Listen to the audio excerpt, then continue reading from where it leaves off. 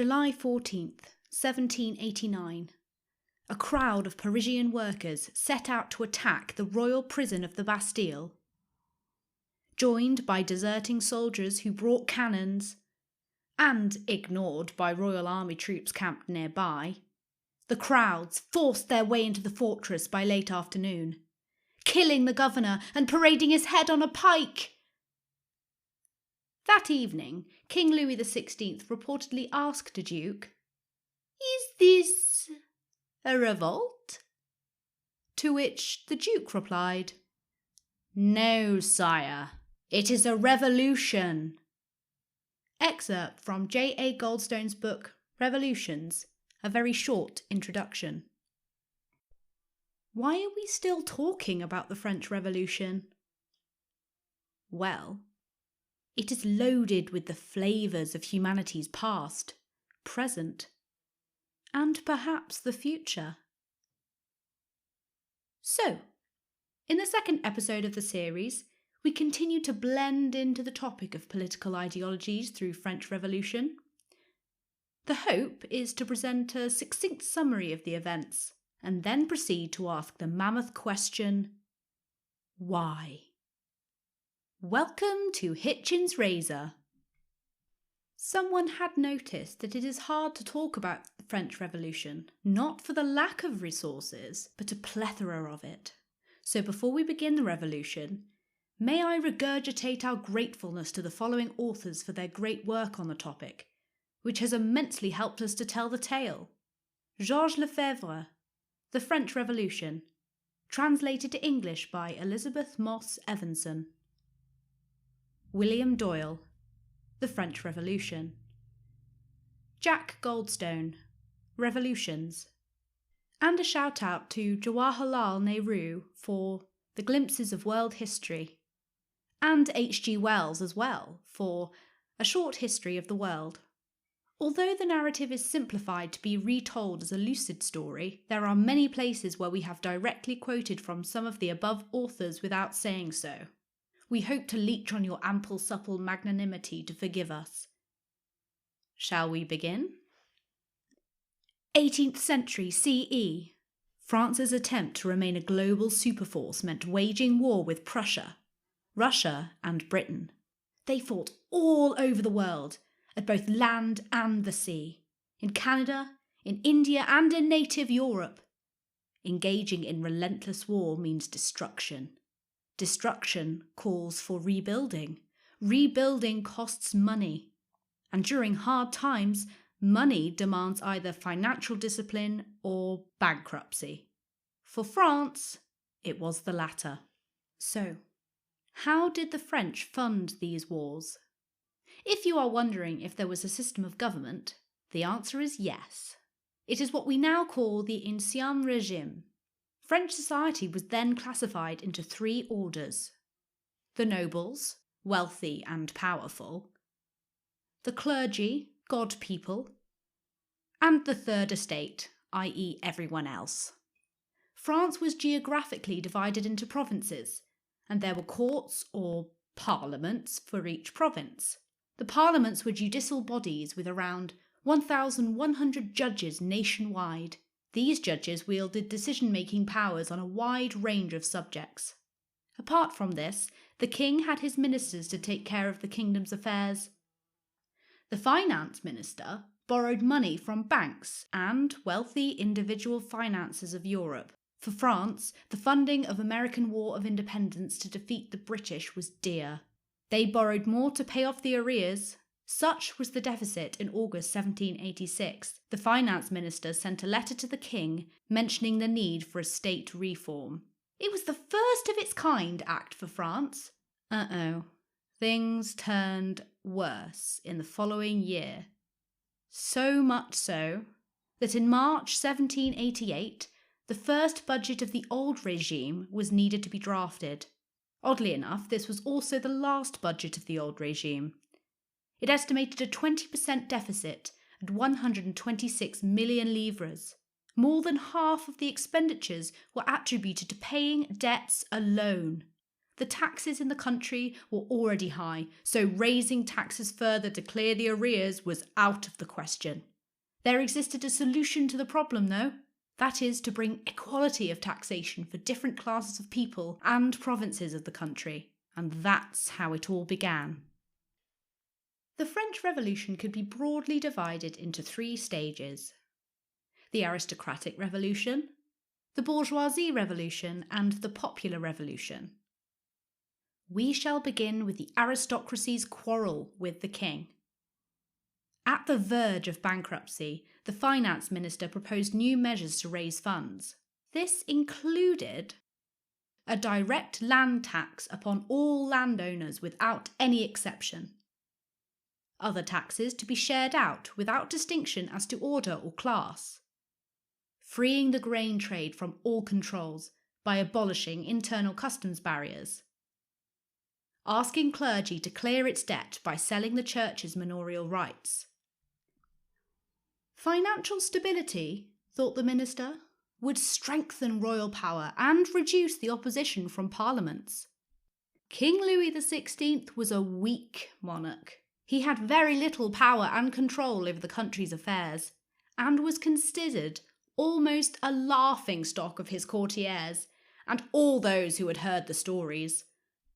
Aware of this status, the finance minister used indirect methods to get the tax reforms done.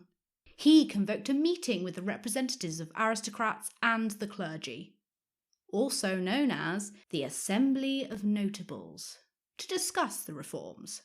He expected the notables to agree to the changes because of the economic condition. But this move backfired. It amplified the frailties of the king, and it angered the notables as they thought it was an attack on their powers and rights. They rejected the proposal, and after some internal politics, the finance minister was dismissed. The replacement minister soothed the aristocracy by retracting the proposal and instead offered to increase the stamp duty. But the notables and the parliaments rejected the new tax proposal, as this decision was not in their power, but was to be made by the wider group called Estates General or the States General Representatives of France. The debt remained, and the new finance minister was now desperate to raise money. Uncertain of the support from the parliaments and aristocracy, he had the king pass an edict as a royal order superseding any opposition. The opposition duly came from a duke, and the duke was exiled by the king in retaliation. The parliaments and lower tribunals and the aristocrats promptly protested, which turned violent at places. Tit for tat continued as the king started showing hints of despotism. The treasury was almost empty at this point amidst the mayhem, and the king finally gave way and dismissed the finance minister again. The consensus pointed to the convocation of Estates General for any tax-related decision-making. Like before, that is in 1614, the convocation was to have 3 orders representing the classification of the French society: the clergy, the nobles, and the Third Estate. What you heard until now is the revolution that happened in the background. The aristocratic revolution. The nobles and clergy against the monarch. The second part, which you are about to hear, is called the bourgeoisie revolution. The Third Estate, that is, everyone else, also contained the bourgeoisie. We have spoken a great deal about the rise of the middle class, i.e. the bourgeoisie, in the previous episode.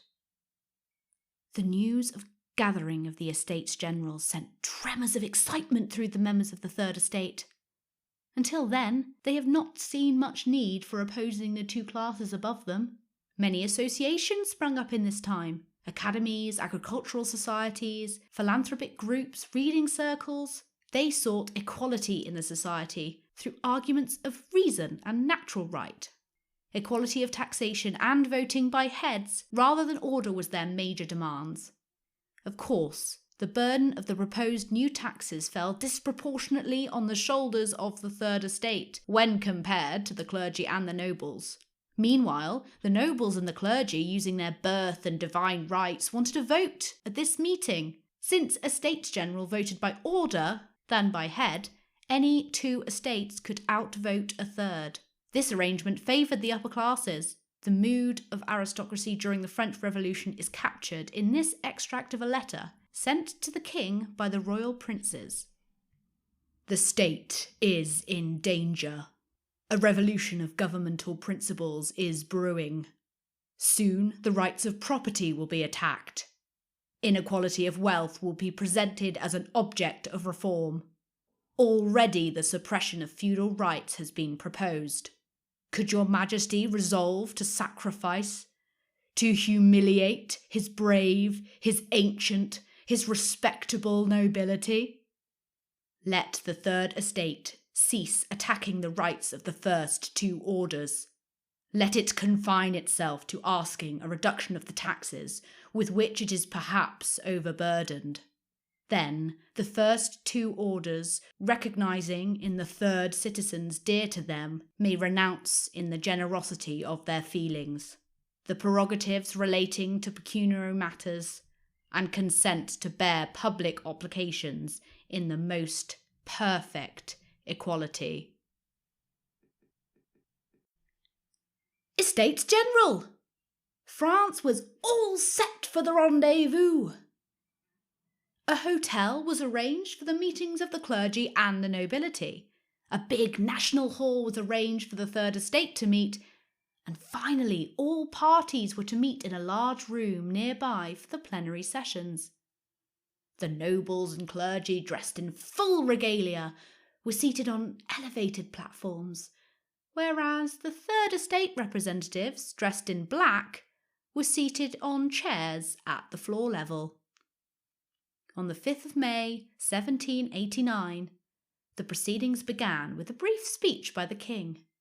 Then the finance minister harangued the audience, speaking at length about the financial situation with all sorts of boring details. He mentioned the proposed improvements of the situation, but omitted the subject of constitutional reforms, which everyone was desperate to hear. But he mentioned the voting would happen by order as before. There was serious opposition to this, but at that time the representatives didn't know each other well, so they proceeded with caution, and a delaying tactic was used. Stalemate continued, where each order discussed further action in their allocated places. At the beginning, the third estate had taken a new name for itself: communes, or commons. Not many knew that word evoked a vague memory of popular resistance to the feudal lords. For the commons, they refused to be relegated to the third rank. A few days later, the nobility, strong on its belief, announced themselves as a separate order. The clergy, meanwhile, was in trouble, because a large proportion of the parish church, or the district church priests, supported the commons. The bishops sensed imminent defection of the parish priests, asked the king to intervene. The king asked the conferences to be resumed at the common place in the presence of his ministers. The finance minister further said that if no agreement could be reached, then the king's decision would be final. This put the commons in a difficult position, but ironically the nobility rejected that royal arbitration proposal. The commons now invited privileged members to join them. Many parish priests did, but not one noble. With the new members, the Third Estate's name was again changed to National Assembly. They demanded that all three classes be merged and voting shall be done by heads instead of order. They further claimed the power to consent to taxation. The nobility now ended their resistance towards the king and begged him to put the Third Estate back in line. But by now the majority of the clergy declared in favour of merging the three orders. So finally the finance minister came out and proposed equality of taxation and voting by heads. The king still hesitated. One fine day, the National Assembly, formerly known as the Commons, formerly known as the Third Estate, discovered that the National Hall, where they met regularly to discuss their affairs, was closed without any notice or warning. Ha! Certainly not defeated yet. They immediately convened in a tennis court nearby and took an oath to give France a constitution. The king now dismissed the finance minister again and came up with his own declarations, guaranteeing a constitutional system, civil liberty, etc. But equality of taxation and voting by head was omitted. He then dismissed the assembly, but the members of National Assembly did not move. They said, "We will not stir from our seats unless forced by bayonets."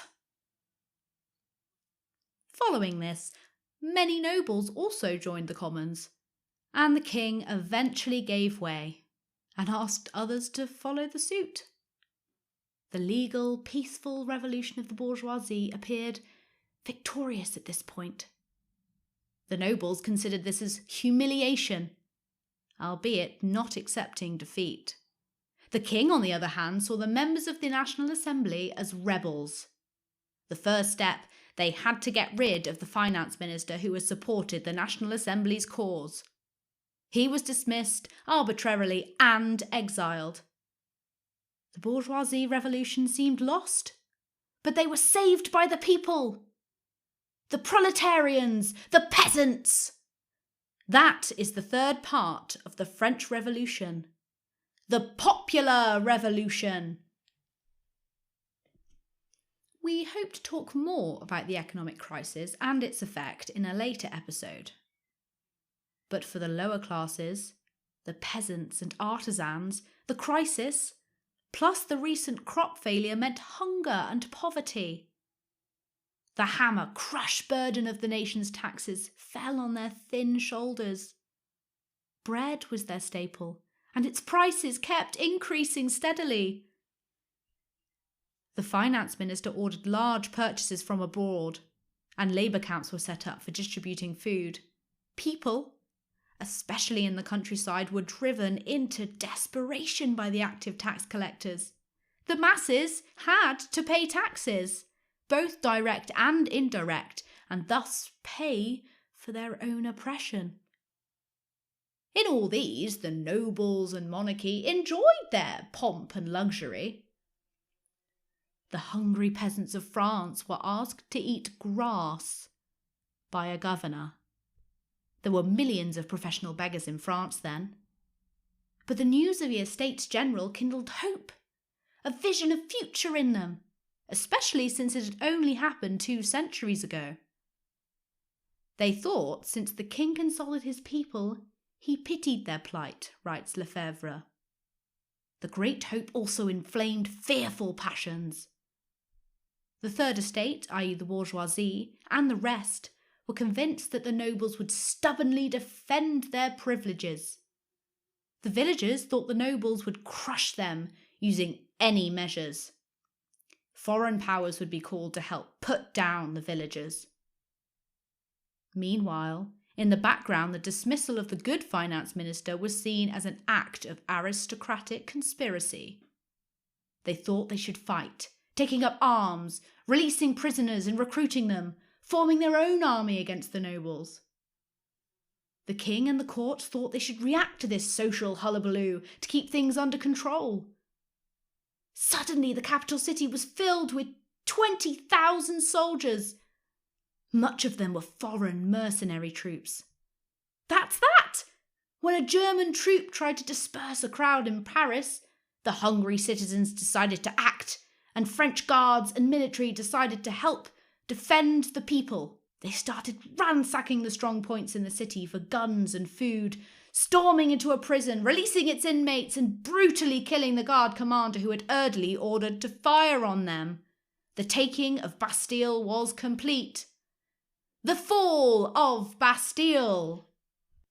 This quote, this from William Doyle's French Revolution, sums up the episode. The National Assembly had seized sovereign power in the name of the France nation. It was the founding act of the French Revolution. If the nation was sovereign, The king no longer was. The National Assembly was indirectly helped by the proletarians and the peasants and other hungry people of France. One thing to remember is that none of these happened overnight. For instance, the convocation of the Estates General was in fact proclaimed in mid-1788, whereas the revolution officially kicked off a year later, in 1789. The economic and political crisis is said to have begun a year earlier, before the proclamation of the Estates General in 1787.